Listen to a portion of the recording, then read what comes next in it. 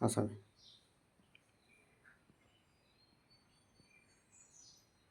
నమస్తే స్వామి.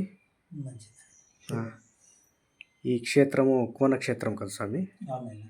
ఈ క్షేత్రంలో ఎంతమంది భక్తులు వస్తూ అంటారు, పోతా అంటారు? ఎన్ని ఎన్ని రకాల పెండెంట్లు చేస్తూ అంటారు స్వామి తమరు? నాయన ఇది కోన క్షేత్రము. స్వామి.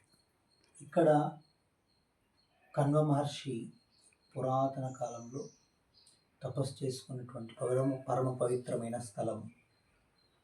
ఇక్కడ కణ్వ మహర్షితో పాటు జరత్కారు ఋషి కూడా ఇక్కడ తపస్సు చేసుకున్నాడని మనకు చారిత్రక ఆధారాలు ఉన్నాయి. ఈ కోన కణ్వాశ్రమంలో ఆలయ వ్యవస్థతో పాటు నిత్యాన్నదాన కార్యక్రమం ఉంటుంది. నిరతాన్నదాన కార్యక్రమం అంటే మనకు ప్రత్యేకమైనటువంటి సమయముతో సంబంధం లేకుండా ఉదయం 9 గంటల నుంచి రాత్రి 10 గంటల వరకు కూడా ఎడతెరిపి లేకుండా ఇక్కడ వచ్చిన భక్తులకు ఆహారాన్ని అందిస్తూ ఉంటాం. దానితో పాటు గోసేవ కూడా ఉన్నది. గోవులు కూడా 50కి పైగా ఉన్నాయి ప్రస్తుతానికి. వచ్చినటువంటి భక్తులకంతా కూడా ఉండడానికి ఇక్కడ వసతి సౌకర్యం ఉన్నది. వారి యొక్క మనోభావాలను అనుసరించి ప్రశాంతి కోసరంగా వచ్చేటటువంటి యొక్క ఆధ్యాత్మిక జిజ్ఞాసతో వచ్చే భక్తులకు సత్సంగ కార్యక్రమాలు కూడా ఇక్కడ జరుగుతూ ఉంటాయి. ప్రతిరోజు భజన కార్యక్రమం. ఏవైనా వాళ్లకు సంశయాలు ఉన్నట్టయితే ఆధ్యాత్మిక పరంగా సంశయ నివృత్తి కోసరంగా శాస్త్రాన్ని అనుసరించి వాళ్ళ యొక్క మనసులో ఉండే సంశయాలను పోగొట్టే రీతిలో ఇక్కడ వ్యవస్థ ఉంటుంది. సత్సంగం జరుగుతుంది. అప్పుడప్పుడు ఈ కార్యక్రమంలో మహాశివరాత్రి వైభవంగా జరుగుతుంది ఇక్కడ. దానికి తోడు ఇంతకు మున్నటువంటి పూజ్య విష్ణుదాస్ స్వామీజీ వారి యొక్క ఆరాధన కార్యక్రమం, అంతకంటే ముందు ఉన్నటువంటి మాతా అంజనాదేవి యొక్క ఆరాధన కార్యక్రమం, కృష్ణాష్టమి కార్యక్రమం, దానికి తోడు ముక్కోటి ఏకాదశి కార్యక్రమం, ఇవన్నింటితో పాటు ప్రతి నెల మాస శివరాత్రి ప్రత్యేకమైనటువంటి అభిషేక కార్యక్రమాలు ఉంటాయి. సంధ్యా సమయంలో ప్రతి నెల పౌర్ణమి రోజు కూడా రాత్రిపూట ప్రత్యేకమైనటువంటి యొక్క పూజా కార్యక్రమాలు ఉంటాయి. భక్తులు పౌర్ణమి కూడా వస్తారు. మాస శివరాత్రి కార్యక్రమాన్ని ఈ మధ్యనే మేము ప్రారంభించాం. ప్రతి నెల మాస శివరాత్రి అమావాస్యకు ముందు వచ్చేటటువంటి మాస శివరాత్రి ప్రదోష కాలంలో శివునికి అభిషేకం చేయడం, ప్రత్యేకంగా స్వామి అనుగ్రహానికి పాత్రలు కావడం అనేది చాలా అవసరం. నెల రోజులు కూడా శివునికి అభిషేకం చేయలేని వాళ్ళు ఒక్క మాస శివరాత్రి రోజు ప్రదోష కాలంలో అభిషేకం చేస్తే స్వామి అనుగ్రహాన్ని సంపూర్ణంగా పొందవచ్చు. స్వామి ప్రీతిగా భజించినటువంటి వాళ్ళకి, పూజించిన వాళ్ళకి త్వరగా ప్రసన్నుడయ్యేటటువంటి యొక్క రీతిలో భగవంతుడు శివుడు ఉంటాడు. కాబట్టి ఇక్కడ పాండురంగ స్వామి ఆలయం, మల్లేశ్వర స్వామి ఆలయం, అయ్యప్ప స్వామి ఆలయం, ఆంజనేయ స్వామి ఆలయం, నవగ్రహ దేవతామూర్తులు, కోనేరు కూడా ఉన్నది. ఇక్కడ కోనేరులో అనారోగ్యంగా ఉన్నటువంటి వాళ్ళు కూడా స్నానం చేసి ఇక్కడ నిద్ర చేసి పూజా కైంకర్యాలు చేసుకున్న వాళ్ళకి కొన్ని అనారోగ్య సమస్యలు కూడా తీరిపోయినటువంటి యొక్క దాఖలాలు ఇక్కడ ఉన్నాయి. భక్తులు ఇక్కడ ఉండి వారి యొక్క అవకాశాన్ని బట్టి 3 రోజులు కానీ, వారం కానీ, నెల రోజులు, ఎన్ని రోజులు ఉన్నా కూడా మేము నిర్బంధం చేయము, వాళ్ళని ఆక్షేపణ చేయము. ప్రశాంతమైనటువంటి ఆ వాతావరణంలో వాళ్ళు ఉంటూ వాళ్ళు తోచిన రీతిలో సేవ చేసుకుంటూ మరి పూజ చేసుకుంటూ వాళ్ళు ఉండవచ్చు.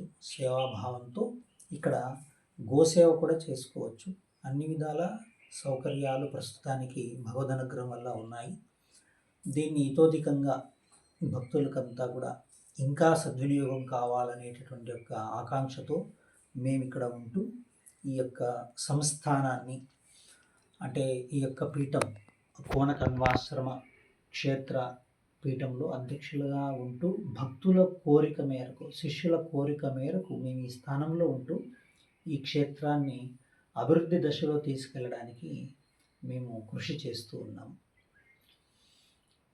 ఇది భక్తులు గమనించి ఈ క్షేత్రం యొక్క విలువను గుర్తించి నమ్మకముతో ఇక్కడ వచ్చినట్టయితే వారికి అనేక విధాలైనటువంటి శుభ ఫలితాలు వారికి ఉంటాయి.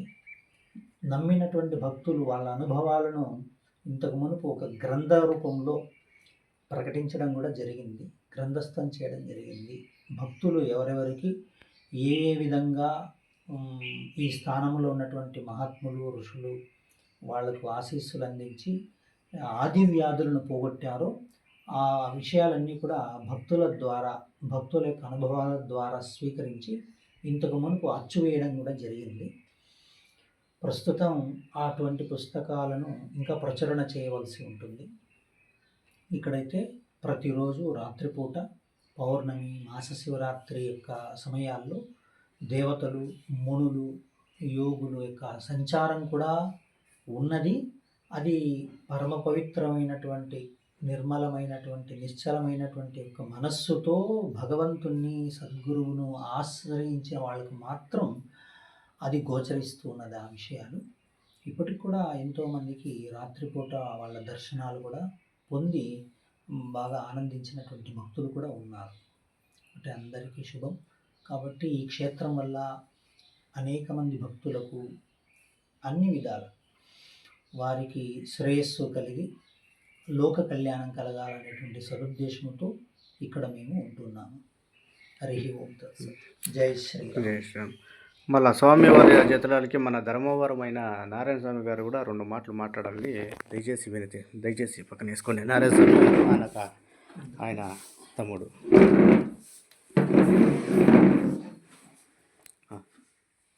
చెప్పండి స్వామి.